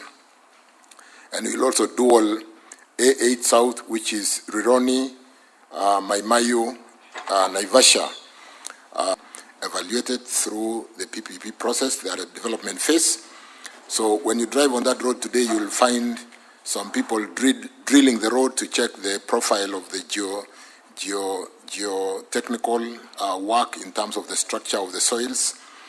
We have given them some 10 days to finish. If we were to award, we'll then be able to answer the second question on who are the contractors. Senator Mofaya, you are bordering on being out of order now. You cannot do your phone call within Senate when the Cabinet Secretary is responding. So I thought it was a supplementary question, sorry. Honorable Speaker, Honorable Cherargei will be able to pronounce who are the contractors as soon as the PPP Directorate does. And we are really working with speed because we do appreciate that Kenyans have suffered on this road with a kind of congestion, sometimes people sleeping on the road. So we expect to break ground, given successful process, we'll be able to break ground before the end of August next month. The design proposes dualing the whole length of road from Cheptiret to Leseru Junction, and construction shall be carried out again because Mheshimiwa Cherarges no side on that side. We can have more discussion on that outside because of time. I think I've adequately addressed Cherarges' question. Thank you. Senator Cherargei, do you have a supplementary? Yeah, can proceed. I'll just give one supplementary for the entire questions, Madam Speaker, so that I can allow my colleagues. Just one comment, one question to the CS. Of all these roads that interconnects between Chavakali and repair of Chepterit Mo University, it is Chepterit Mo University, and through the CS that Celia Talaya, Chepterwe, Chepsaita, Chepterit Mo University, and Chemuswa Danger, there is nothing on it. Can the CS, as they say in Catholic, sema neno moja tu na roho yangu itapona? Can he say something about this interconnect road? I thank you. Senator Cherargei, do you need your roho to ponya, and why are you mixing the parliamentary languages? Proceed. Honorable Speaker, members, I think we've done quite a bit to unlock, like Chemuswa Danger on the other side, it is the same contractor and they have started from one side. Do we move the contractor to the other side? Do we get two gangs so that one gang starts from the other side? And then yes, we are able to do that given the fact that we've lately paid the contractors. And I'd like to encourage members, when you drive past and meet some of these contractors, we need to talk to them. They were in a really very sorry state. We owed them money, they owed subcontractors money, they owed suppliers of cement, steel, they didn't pay salaries. But with the unlocking of that challenge, I want to confirm that, without repeating, that all those roads that Senator has talked about are funded in the current financial year. And I would like to spend some time with Senator to confirm that, and therefore, and it's the same thing across the whole country. We've really done fairly well with the unlocking of the bending bills and ensuring that every road that has a contractor has at least a milestone funding in the year 25-26 to ensure that we do not only pay them for the bending bills, but Senator have been funded. And I want to spend some time outside here with you sometimes to confirm that. I thank you. I'll allow Senator Joyce, Senator Bonnie Halwale to ask supplementary questions on that. Senator Joyce. Yeah, thank you very much, Madam Speaker. I would want to really appreciate the CS for the way he's handling the ministry, but I still have one question, which I know is brief to it.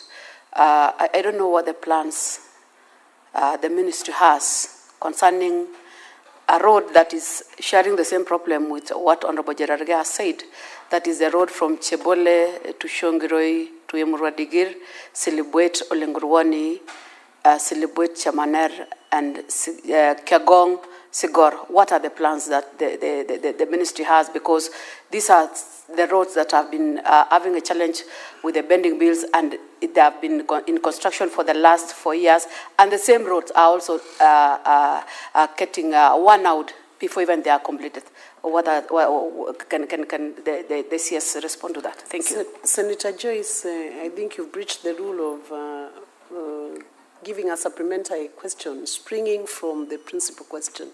But I do not know whether those places you have mentioned are connected to the roads that Senator Cherargei asked about, and whether Honorable CS would be prepared to answer that from the top of his head without having prepared for it.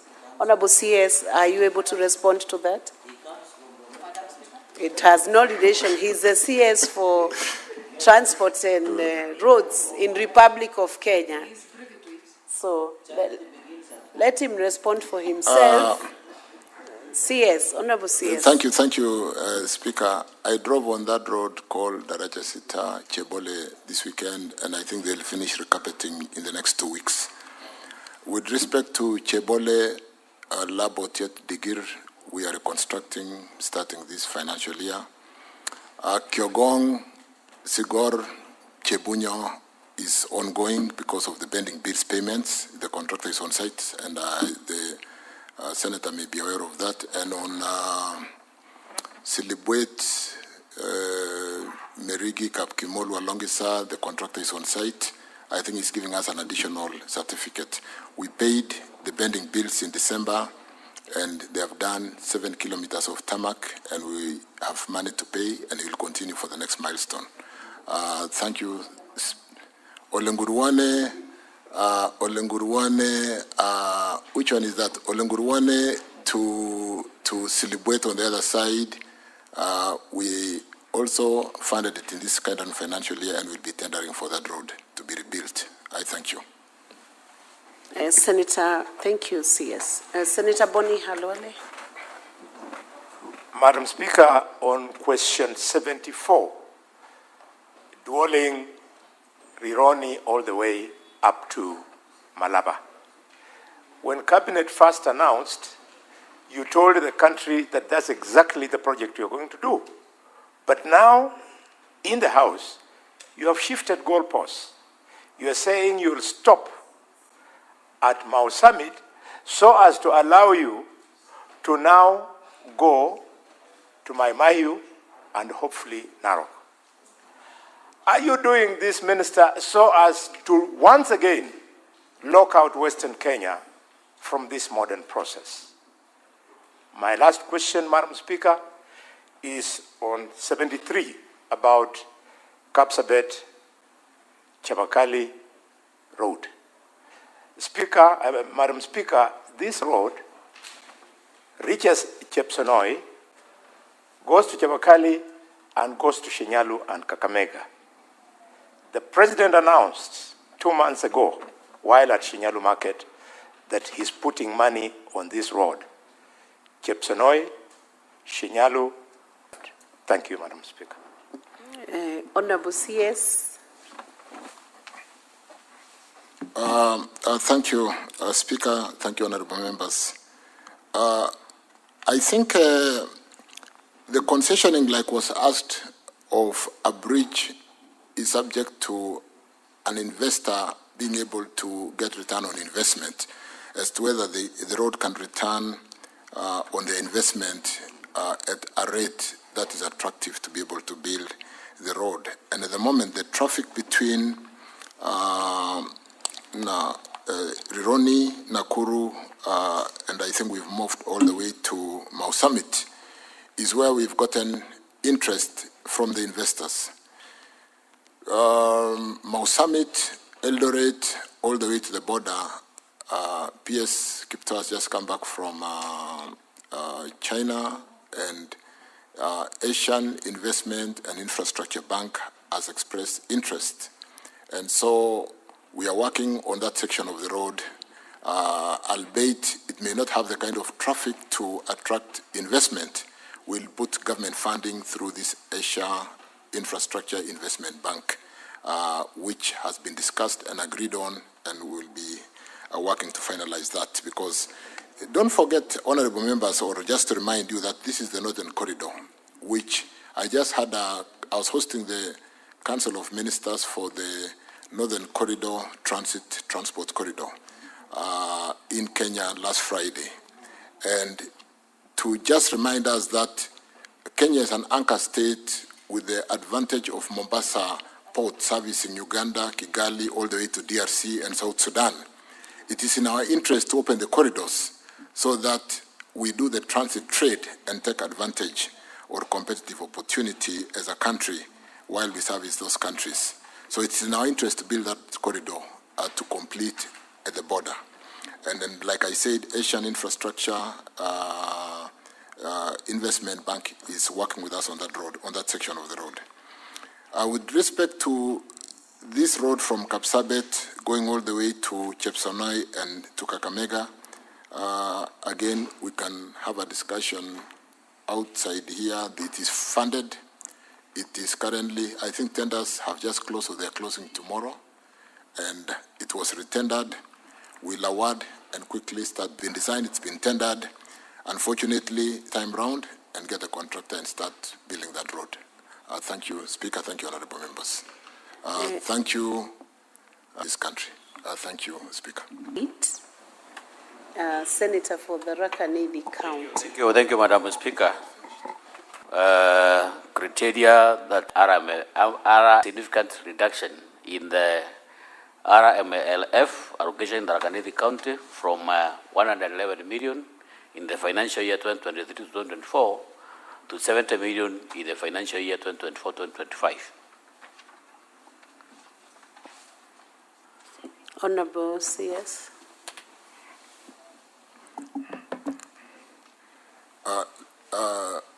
Honorable Speaker, I actually thought we had finished, but let me go through this very quickly. The road maintenance levy is allocated in accordance with the criteria provided in Kenya Roads Board Act 1999, I think Section 6. From 2015 to 2016, 2020 to 2021, the road maintenance levy was allocated to the roads agencies as tabulated in that table, 40% to Kenya, 21.8%, 15%. Allocation, which was a special for emergencies and for disaster, and which sat in the CSS office, was 10%. Kenya Wildlife Service was 1%, and 2% for Kenya Roads Board, totaling 100%.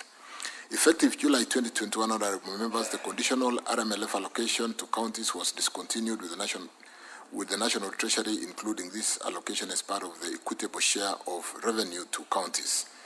The 15% road maintenance levy fund allocation to counties therefore reverted to Kera and Kura, because you know this RMLF is a conditional, it's really a levy for maintaining roads, and it can only be used for roads, and therefore otherwise it can only be a conditional grant. The county government's additional allocation bill 2024 proposed to allocate some 10.522211853, that is 10.5 billion from RMLF to the 47 counties in the financial year 2024-2025.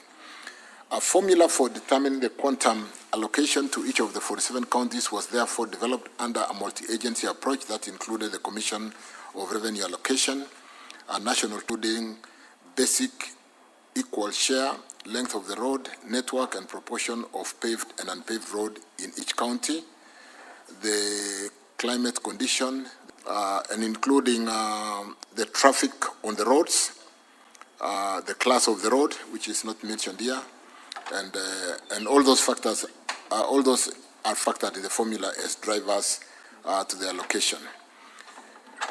Each of those factors, honorable members, was assigned weights as tabulated in that table, which I don't wish to go through, in terms of weight of main criteria and sub-criteria and weight of and percentages thereof. What to benefit from the road maintenance dispute between the National Assembly last month. Before Kenya Roads Board designed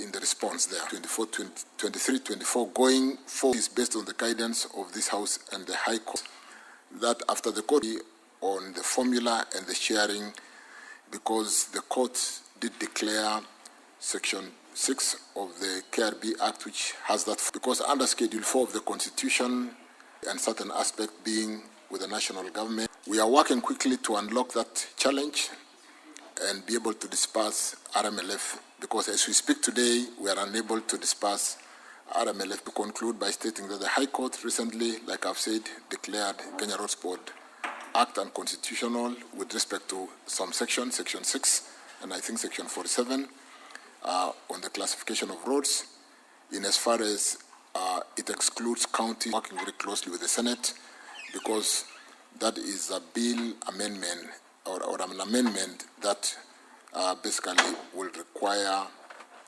passage by Senate, and if we work closely together so that we avoid mediation, we'll be particularly after the April rains. Chair, I can take any. You are not yet done until you are discharged. I have captioned Honorable, because Honorable Speaker, Madam Speaker, road projects I'm very sure originates from some parts in Tharaka, which is Gatonga, Marimandi, Chakariga. This road that is stored for close to 15 years. Actually, this road is speeding off. Even the part that were done is already. We also have a road from Mutindwa, Kombogori, all the way to Itombani in Ichogoria, and several other roads, Madam Speaker, that have stored out of this creative formula, which has neglected some part of the country, including the Rakanidi. So what is this the ministry is doing to make sure that we have equality, we have balance, because we have seen some parts of this country terribly neglected in terms of road network. What is your ministry doing to make sure that we balance the equation, to make sure that everybody benefits? CS, you can proceed to answer that. I think, let me respond. Really, when we spend time to see what we've been able to do with securitization of a portion of the road maintenance levy in line with Section 32 of KRB Act, Section 32 of RMLF Act, Section 32 of RMLF Act, we've been able to raise funds and address some of the challenges facing our roads. A number of them were pending bills, a number of them were maintenance. I want to confirm that the formula that has been developed to take care of length of roads,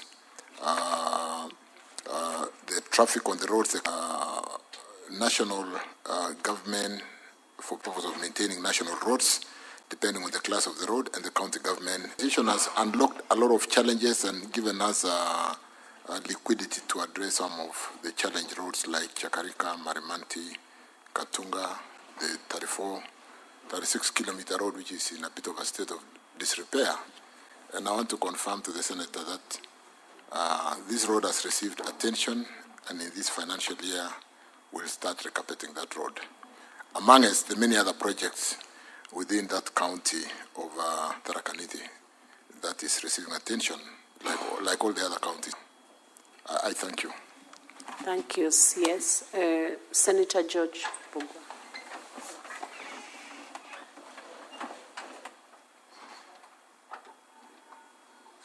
Can you give him the mic? Thank you, Madam Speaker. CS, in the previous financial year, there was some money which were allocated and disbursed to counties, but they didn't clear pending bills for the contractors for the work which was done previously. Thank you.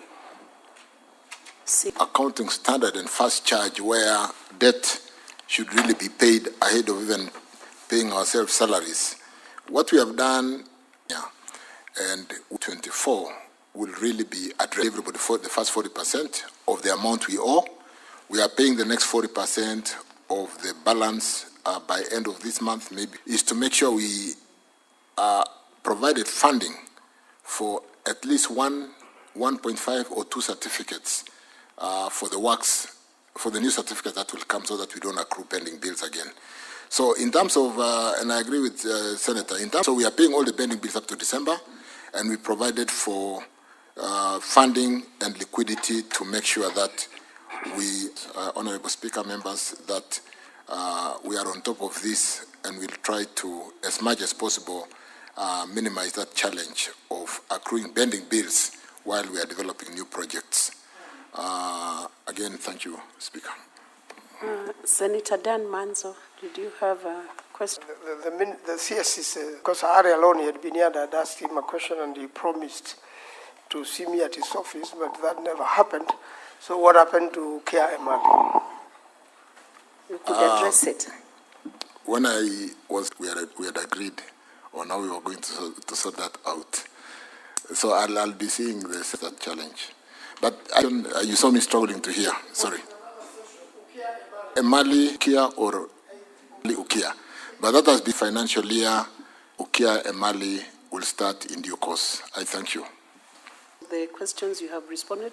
Senate question, now that we have a few minutes. Thank you. My question is about I want to thank the President for standing firm, especially delay of payments. Samatar Wajir has been Modogash Samatara is a position of the annuity because the road is done completely and not in patches. Thank you so much. Senator Abbas, that's a route that of attention. A lot of interest, yeah. And it's become popular, you actually. could speak into it.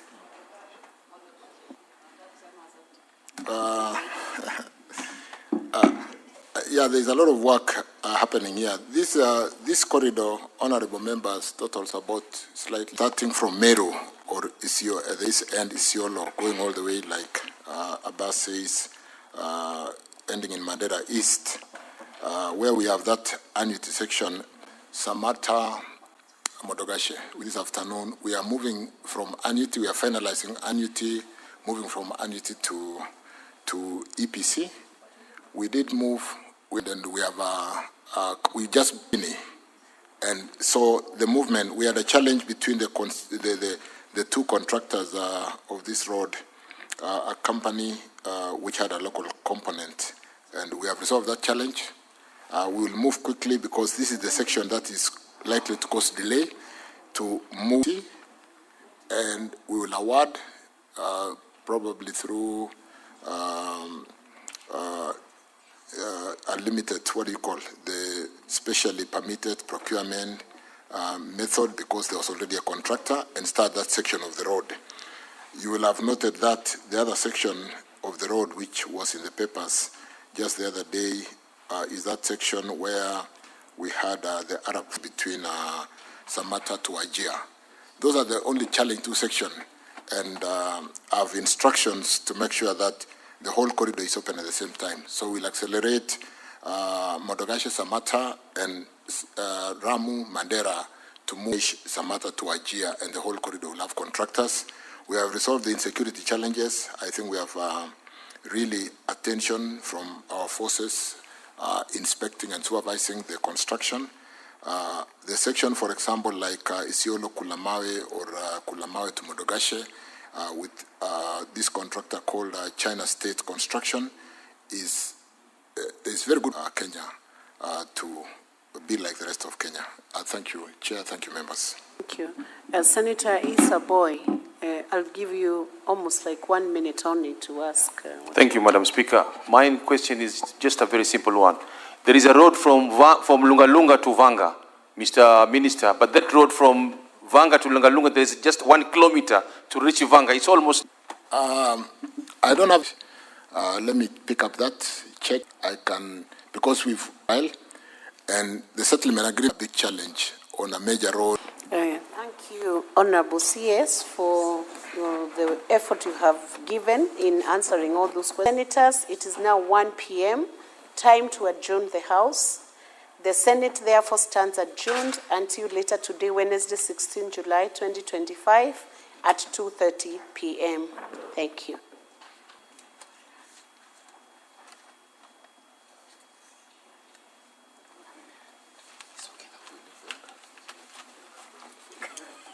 Yes.